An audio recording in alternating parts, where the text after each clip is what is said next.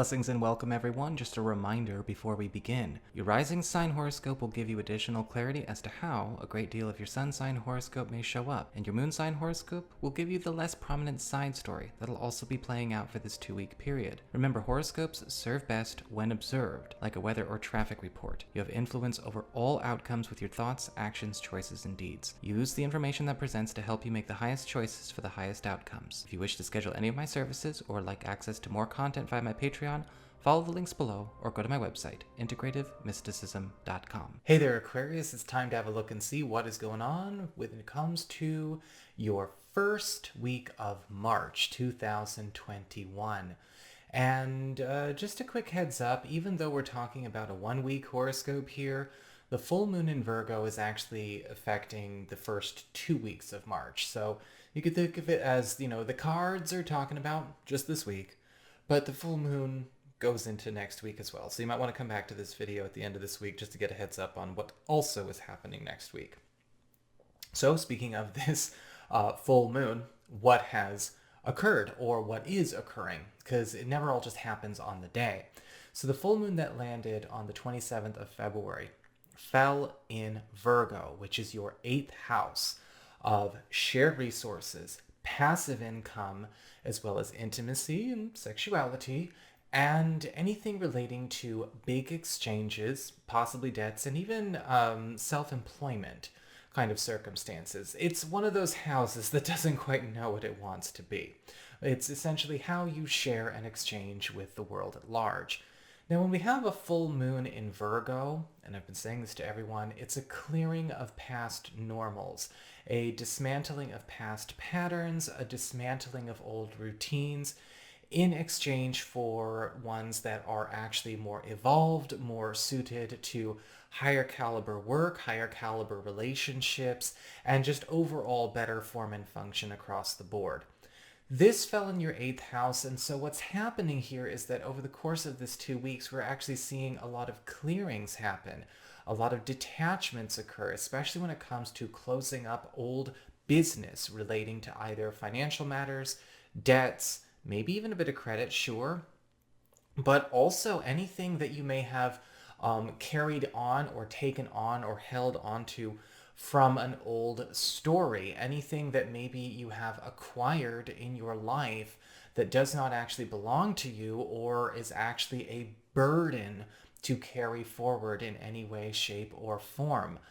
This is not only just a clearing moon in this respect, but it's also one that clears walls, and it also clears that which might get in the way of deep connections. Because going to the other side of it, a full moon in Virgo is actually going to present a pretty hot couple of weeks for those of you interested in the love and romance department. I know when it comes to the horoscopes I do, some people are kind of like, I want to see a bit of everything. Some people are like, I'm not feeling love right now. And some people are really all about it. So, it's also going to be affecting the love and romantic life in a very, very big way. But with these full moon in the 8th house, it brings out a bit more of the wild side in everybody and the opportunity to do a bit of fantasy fulfillment or even integrate some intimate activities that ultimately we have not been able to indulge on a regular basis with our partner or possibly with somebody new that is, let's just say, an ideal candidate for such.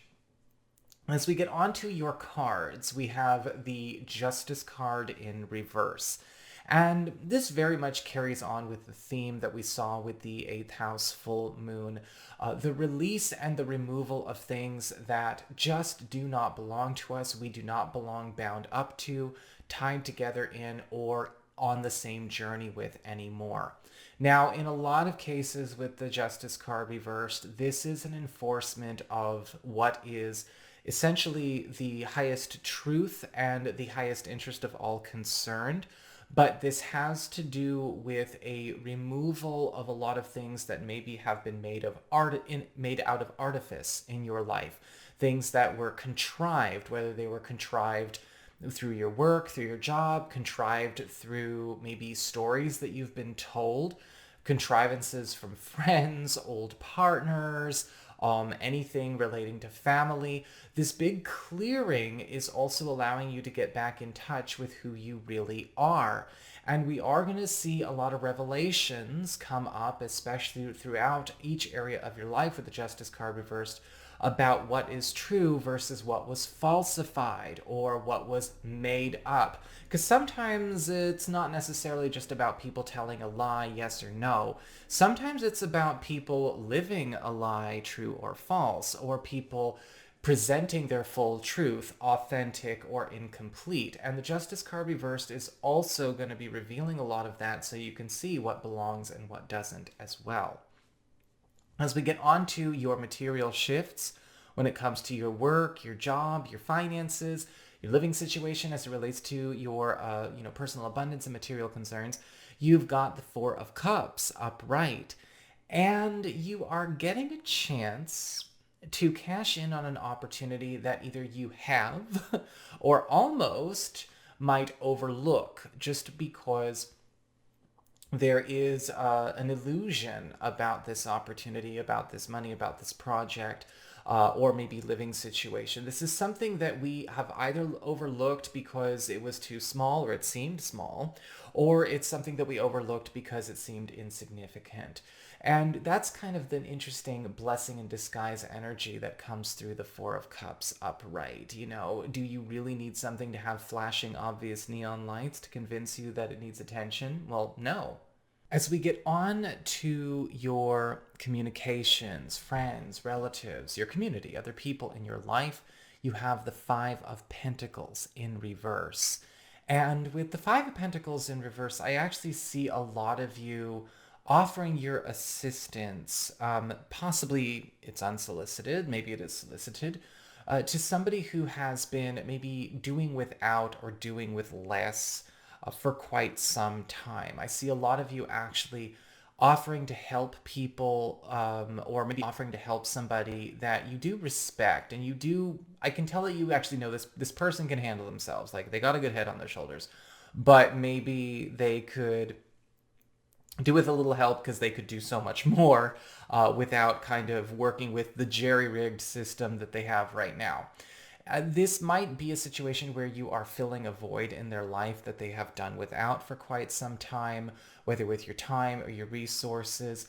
But I feel, interestingly enough, that there is an equitable exchange also coming from this engagement. And you may actually find that they have something that they can also give to you that would be of enormous assistance in your life. When it comes to your challenge this week, you've got the Ace of Pentacles in reverse. And so this week it's going to be really important for a lot of you Aquarian people to make sure that you are enforcing harmony and balance and order in situations that are not proceeding or evolving or maybe even declining and ending in an orderly fashion. It's a very interesting message to have come through your challenge, because it's like we have all of these reorganizing energies, these sorting energies, these clearing energies.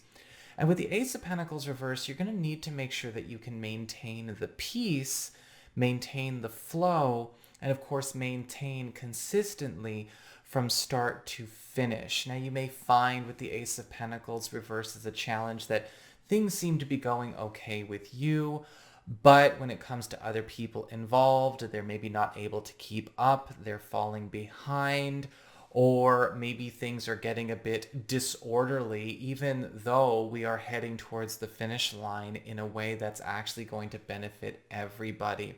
Another thing about the Ace of Pentacles reversed I also want to stress is that as you are getting all of these big breaks, these, new opportunities coming your way, you don't want to necessarily rush into anything. Have your fun, but make sure you are not trying to build a new structure or build a new, normal on something that has yet to fully form, right? It's like trying to serve a cake that's still dough on the inside.